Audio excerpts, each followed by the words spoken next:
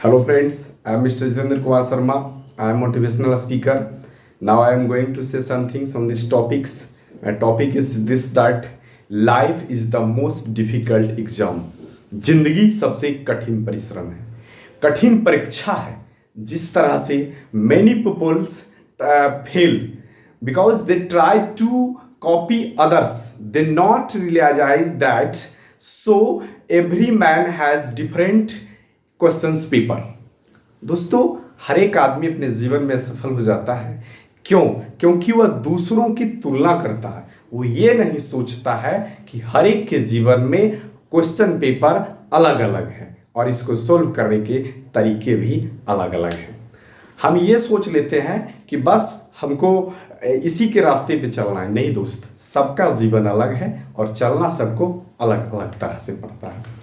दोस्तों, मैं ये कहना चाहता हूं कि जिसके भी जीवन में बिना मेहनत किए हुए जिंदगी मिल गई या मिलने वाली है या मिल जाए तो उसको कहते हैं कि द लाइफ ऑफ गिफ्ट, उपहार की देन है.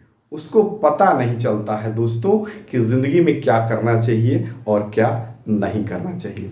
दोस्तों, सबसे पहले मैं उन लोगों से कहूंगा जो किसी भी क्षेत्र में कुछ हासिल करना चाहते हैं, वे आराम छोड़ दें, सुख छोड़ दें. उसके बाद देखिएगा कि हासिल अपने आप हो जाएगा.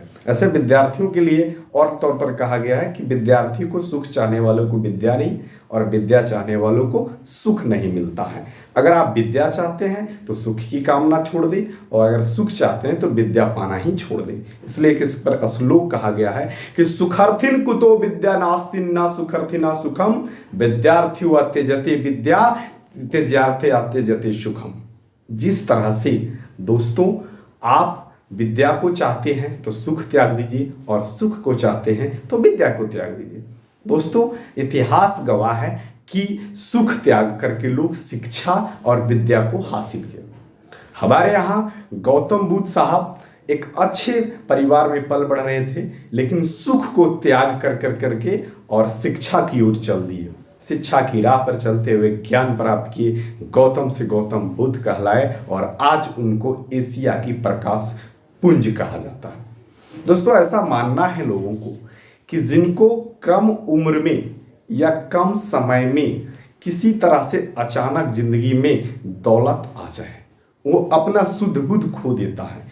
क्या करता है उसे पता नहीं चलता है. क्या करना चाहिए और क्या नहीं करना चाहिए उसको कुछ समझ में नहीं आता है.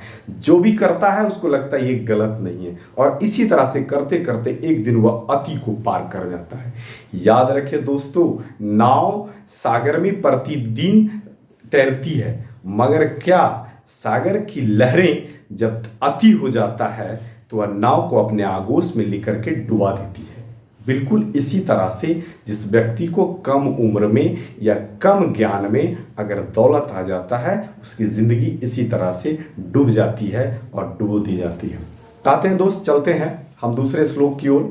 कहते हैं यशा न विद्या न तपो न दानम न ज्ञानम न गुणो न शीलो न धर्मा ते मनुष्य रूपेण भारभूता मृगास चरंती.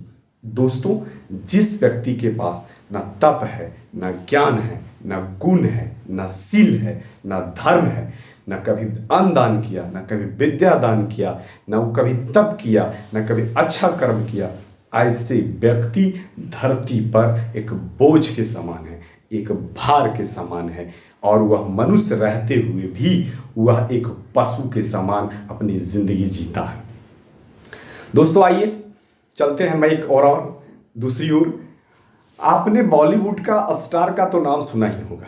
उसके पहले मैं ये कहना चाहता हूं दोस्त कि अगर आप जीवन में तरक्की पाना चाहते हैं तो आप दौड़िए. दौड़ नहीं सकते हैं तो चलिए, चल नहीं सकते हैं तो रेंगिए, मगर चलना बंद नहीं कीजिए. चलने का बंद होने का मतलब है आपकी डेवलपमेंट रुक गई. और अगर आप धीरे धीरे भी चल रहे हैं तो डिफिनिट है कि आपको एक दिन सफलता मिलेगी. ये सारे लोग जानते हैं कि सफलता एक दिन में नहीं मिलती, लेकिन एक दिन जरूर मिलती है. दोस्तों, आइए मैं आपको आगे बताने जा रहा हूं. अभी मैंने कहा था आपको कि मैं एक ऐसे शख्स के बारे में बताना जा रहा हूं जिसको आप भी जानते हैं, पूरी दुनिया जानने लगी है. बॉलीवुड के एक ऐसे एक्टर जिनका नाम है नवाजुद्दीन सिद्दीकी. नवाजुद्दीन सिद्दीकी साहब एक अपने इंटरव्यू में बता रहे थे कि दोस्तों मैं 5 फुट का आदमी, काला कलूठा साधारण आदमी, वेशभूषा से मेरी बॉडी सॉडी भी वैसी नहीं थी कि मैं एक एक्टर बनूं। जब मैं गांव में लोगों से कहता था कि मैं एक एक्टर बनना चाहता हूं, तो लोग मुझे यही कहते थे कि पहले अपना आईना में चेहरा देख लो, उसके बाद तुम एक्टर बनना। लेकिन मेरे मन में एक जिद थी, नवाजुद्दीन साहब कह रहे थे कि मेरे मन में एक जिद थी कि कुछ भी हो मुझे तो एक्टर बनना ही है। वे एसएन स्कूल ऑफ ड्रामा से सर्टिफिकेट लिए और माया नगरी मुंबई पहुंच गए। वहां पहुंचने के बाद वे लोगों के पास जाते थे और कहते थे कि मुझे काम मिलेगा फिल्मों में, मैं एक एक्टर हूँ। लोग मजाक उड़ाते थे, हंसते थे, मगर उन्होंने हार नहीं मानी। उनकी माँ उसको पत्र में लिखते थे उनको कि क्या तुम्हें फिल्मों में काम मिला, तो वो कहा करते थे कि नहीं, अभी तो नहीं मिला। तो उसकी माँ उनको हौसला बुलंद करने के लिए लास्ट में मिलती थी कि चिंता मत कर, 10-12 साल में कचरे के दिन बदलते हैं, तेरा भी दिन जरूर बदलेगा।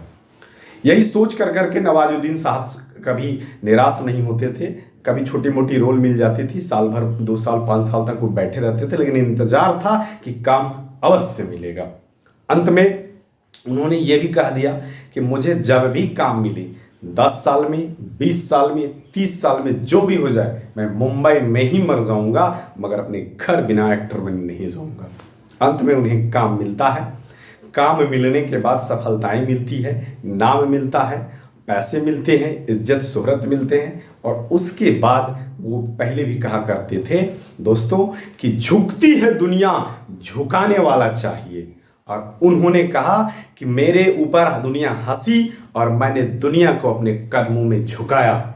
दोस्तों, आज अगर आपके साथ कोई भी आर्थिक, शारीरिक, मानसिक, पारिवारिक किसी तरह की समस्या अगर आपके पास है, तो उससे डरे नहीं, अड़े रहें, पड़े रहें और किसी भी कीमत में आप उसको पूरा करने में अपनी पूरा सर्वस्व, अपना बेस्ट दे करके उसे पूरा करें। नाउ दोस्त, I am going to bind off my speech. Thank you.